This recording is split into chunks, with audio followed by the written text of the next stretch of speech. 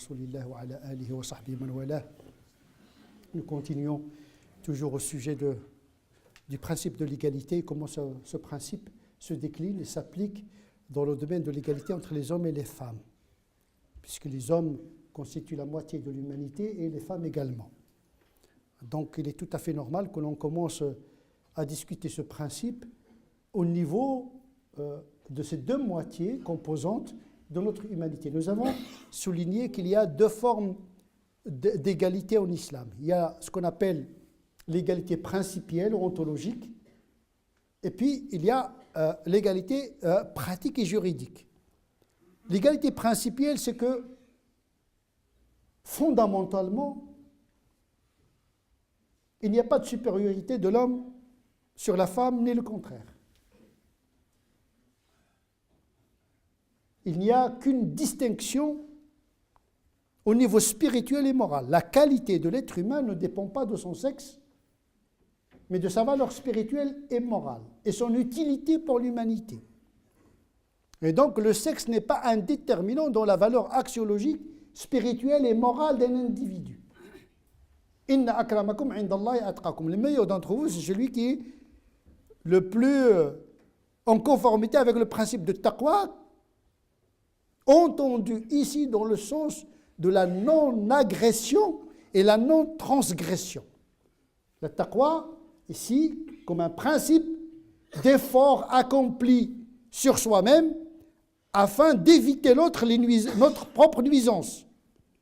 Ce qu'un Spinoza pourrait appeler le connatus, jihadun nafs, l'effort que nous avons. C'est ça, les gens, leur valeur, c'est en fonction de l'effort qu'ils accomplissent au niveau intérieur pour se tenir droit. Ibda binafsika fajahidha. Commence par toi-même et accomplis le jihad contre toi, tes inclinaisons et ta faiblesse et tes passions. Donc aux yeux de Dieu, les gens n'ont pas la même valeur spirituelle ou morale de ce point de vue-là. Mais dire que l'homme est meilleur que la femme, ou bien la femme est meilleure que l'homme, quoique ne se feront plus du premier jugement qui considère que l'homme, parce que homme, est mieux que la femme. Ça, c'est une mentalité qui est gravée dans l'esprit, non seulement des musulmans, non seulement des pays sous-développés. Cette mentalité circule encore, même dans les pays des droits de l'homme, même dans les pays où la femme a acquis les droits les plus poussés en matière d'émancipation. Il y a une vision de l'homme à la femme de mépris. Il y a également une vision de la femme à elle-même. Il se voit inférieur à l'homme, de par sa constitution. Beaucoup de femmes, ils se voient... Ils ne préfèrent pas leur féminité. ولا تتمنوا ما فضل الله به بعضكم على بعض للرجال نصيب مما اكتسبوا وللنساء نصيب مما اكتسبن. Le Coran attire l'attention des hommes et des femmes. Pour les hommes, ne souhaitez pas à être des femmes, et les femmes ne souhaitent pas à être des hommes. Que chacun reste dans son orbite. Mais parce que beaucoup de contraintes sont appliquées à la femme, que parfois les femmes souhaiteraient, dans leur secret, d'être des hommes au lieu d'être des femmes, parce qu'il y a des contraintes sociologiques, psychologiques, éducatives qui pèsent plus sur la femme que sur l'homme. Il faut lever cette injustice, parce qu'il provoque beaucoup de dégâts chez nos filles, notamment. Comment assurer justement une transmission de valeurs qui permet aux hommes et aux femmes de se réaliser de par leur moralité, leur spiritualité et leur quête de vérité intellectuelle. C'est dans la performance, la perfectibilité spirituelle, morale et intellectuelle que les gens acquièrent un statut élevé, et pas par le simple d'être homme ou femme. Le Coran souligne cette égalité principielle de départ, parce qu'il considère Ruh. L'homme est d'abord un homme parce qu'il est habité par un souffle divin. Or, ce souffle divin qu'on appelle Ruh n'est ni masculin ni féminin. Aqbil, comme dit le poète, Aqbil ala al-nafsi wastakmil fada'ilaha, fa anta bil-ruhi la bil-jismi insano. Le poète dit, en vérité, travaille sur ton nafs. Parce que c'est par le ruh que tu es un homme et pas par le corps. Et la féminité, elle est liée au corps et la masculinité est liée au corps. Mais ce n'est pas cette dimension qui fait de l'homme un homme. Parce que la spiritualité, l'intelligence, la sensibilité réside au niveau de l'âme. Le corps, c'est les pulsions, c'est la physiologie que la charia prend en considération. Mais notre nature n'est pas notre code. La féminité n'est pas un code. Ça veut dire qu'il n'y a pas un rôle assigné à la femme parce que femme. Il n'y a pas un rôle assigné à l'homme parce que homme. Sinon, c'est la biologie qui devient la charia et pas le contraire.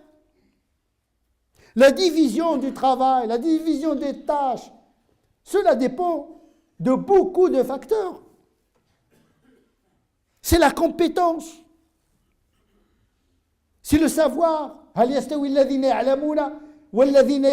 Ceux qui savent et ceux qui ne savent pas ne sont pas égaux. Mais le savoir n'est ni masculin ni féminin. La piété également. Il n'y a pas de piété féminine, il n'y a pas de piété masculine.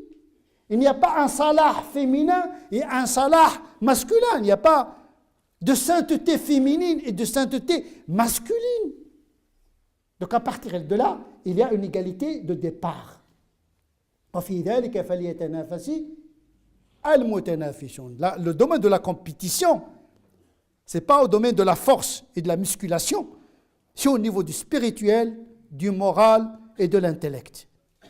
Or, il n'y a pas une intelligence féminine, une intelligence masculine, il n'y a pas un amour féminin, un amour masculin, parce que ces sentiments-là, cet intellect-là, eh bien, il habite l'âme et pas le corps. Même si le corps peut impacter l'âme, peut l'affecter.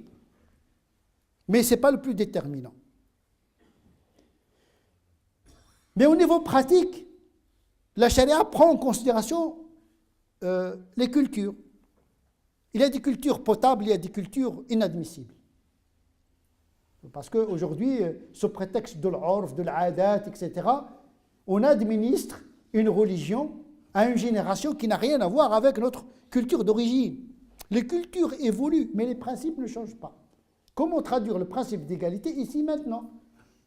Les mentalités ont changé, on n'est plus au Moyen-Âge, on n'est plus dans le village d'Algérie ou du Maroc ou de la Tunisie. Même ces pays-là, les gens ont changé, ils ont évolué. La mondialisation les a travaillés en profondeur. Les gens sont ici et ailleurs en même temps. On ne vit pas dans une autre planète, on vit dans ce monde. Ce n'est pas interdit de vivre ici maintenant, ce n'est pas un péché, ce n'est pas haram de vivre dans ce monde-là. Il y a des gens qui pensent qu'on a le malheur de se tromper de géographie d'époque. Notre péché, c'est d'être au mauvais moment, à la mauvaise époque et au même lieu. C'est un sentiment de culpabilité à tort. On doit assumer notre réalité en négociant le principe d'égalité entre les hommes et les femmes dans l'époque qui nous concerne. Comment traduire ça concrètement? Le problème, c'est que les hommes n'ont pas changé. Même dans les pays les plus développés. L'homme est resté masculin. Il s'est érigé en étalon. Et la femme doit le copier. Ou bien doit se soumettre à cet étalon. Alors que l'islam, il est venu pour libérer l'homme de l'homme, l'homme de la femme et la femme de l'homme. La soumission à Dieu, c'est une libération. L'homme est un serviteur de Dieu, la femme également. La femme n'est pas le serviteur de l'homme, n'est pas serviteur ni de son père, ni de son mari, ni de son frère. Il appartient à Dieu. Ce n'est pas un objet, la femme. Ce n'est pas quelque chose qu'on achète et qu'on vend, qu'on prend et qu'on répudie comme ça. Ce n'est pas une chose, c'est un être humain. Donc il faut commencer par changer de logiciel, de perception de l'aqida. Quel est le regard que nous jetons sur les femmes? Il y a beaucoup de gens qui disent, écoute, je mets ma mère de côté, ma femme de côté, ma fille de côté, ma soeur de côté, et les autres femmes, je vais les voir autrement. Comme si sa mère n'est pas une femme, Sa fille n'est pas une femme. Il se permet de draguer, d'harceler les autres femmes, mais lui dit, ah, ma femme, ma soeur, etc., ils ne sont pas des femmes, ils sont des anges. Il ne faut pas le toucher. Et ce qui est valable pour ta famille, il est valable pour les autres également. Cette vision qu'on trouve malheureusement chez beaucoup de pays musulmans, pourtant musulmans, cet harcèlement dans les rues, qui est devenu quelque chose de honteux. Il y a dans certains pays musulmans, on ne peut pas accompagner sa mère, ni sa fille, ni sa sœur dans la rue. Tellement il y a des harceleurs, il y a des dragueurs, il y a des... Cette vision est catastrophique. Il y a même aujourd'hui, dans des quartiers, dans des rues, où il y a des musulmans qui passent toute la journée à draguer. C'est devenu une profession. Alors, il vient à la mosquée. Mais toute la journée, des Safa ou le Marwa de Sainte-Catherine, draguer, toute la journée en train de courir comme un prédateur qui cherche une proie. C'est indigne des musulmans d'avoir cette perception de la femme. Il faut se soigner. Le musulman doit faire l'effort sur soi-même. Il faut se soigner. L'islam est venu pour nous soigner. Salat, inna salata tanha anil fahsha wal munkar. La prière, elle préserve de la turpitude. Un peu de dignité, un peu de respect. Laissons la religion de côté. Est-ce que tu acceptes ça? Un membre de ta famille, d'être harcelé partout. Ah oui, il a le mini-jupe, donc je dois la draguer. Mais ce n'est pas une raison. Ce n'est pas une raison, c'est son affaire de s'habiller comme elle veut. Mais toi, tu as des valeurs. Ne te réduis pas à un animal féroce, gouverné par ses impulsions. C'est indigne des musulmans d'être soumis à ses impulsions au lieu d'être libéré par la soumission à Dieu. C'est un combat, c'est pas facile. C'est pas facile, bien sûr, il y a beaucoup de tentations, pour les hommes comme pour les femmes d'ailleurs. Nous sommes dans une société saturée de sexualité. Mais la solution, ce n'est pas de courir derrière le mirage. C'est le jeûne.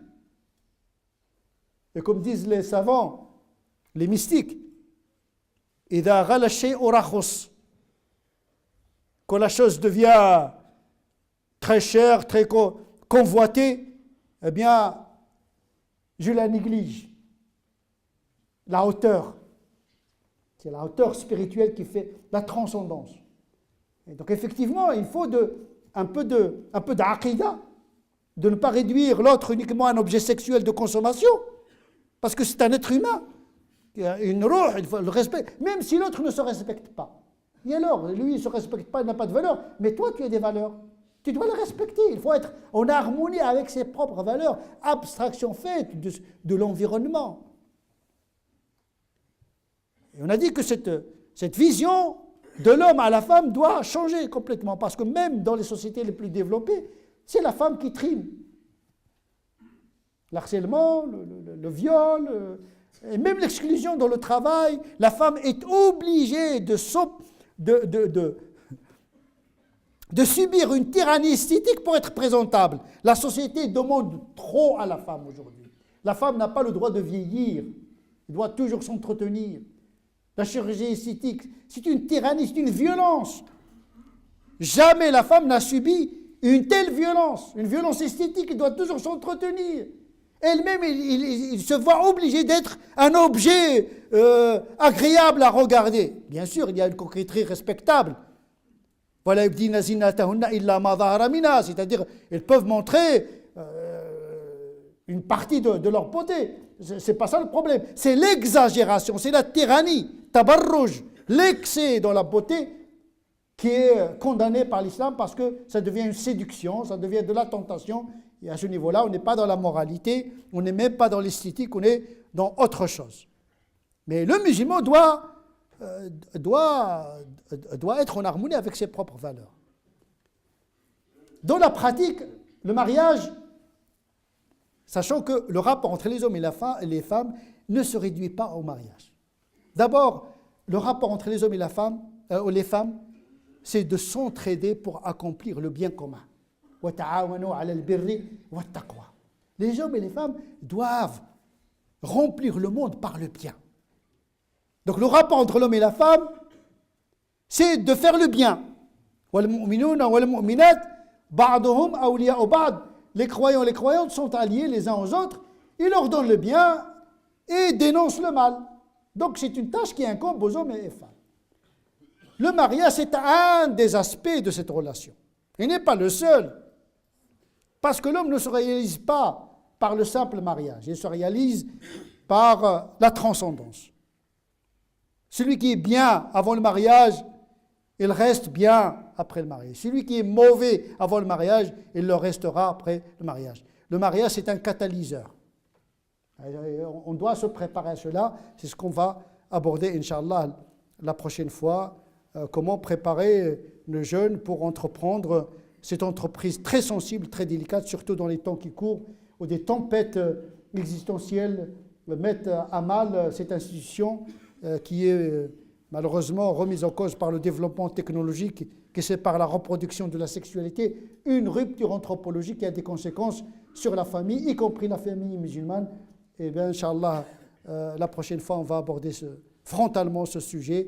إلى ذلك الحين أدعو الله عز وجل أن يغفر لنا ولكم اللهم اهدنا فيمن هديت وعافنا فيمن عافيت وتولنا فيمن توليت وبارك لنا فيما أعطيت وقنا واصرف عنا شر ما قضيت فإنك تقضي ولا يقضى عليك إنه لا يذل من وليت ولا يعز من عاديت تباركت ربنا وتعاليت اللهم لا تدع لنا في هذه الساعة الكريمة ذنبا إلا غفرته ولا هما إلا فرجته ولا كربا إلا نفسته ولا مريضا إلا شفيته ولا أعزبا يريد الإحسان إلا حصنته ولا حاجة من حوائج الدنيا لك فيها رضا ولنا فيها صلاح إلا يسرتها اللهم من أراد بالمسلمين وبهذه البلاد خيرا وفقه لكل خير ومن أراد بهذه البلاد وبالمسلمين شرا فاكفينا شره بما شئت وكيف شئت اللهم صل على سيدنا محمد وعلى آل سيدنا محمد كما صليت على سيدنا إبراهيم وعلى آل سيدنا إبراهيم وبارك على سيدنا محمد وعلى آل سيدنا محمد كما باركت على سيدنا إبراهيم وعلى آل سيدنا إبراهيم في العالمين إنك حميد مجيد سبحان ربك رب العزة عما يصفون وسلام على المرسلين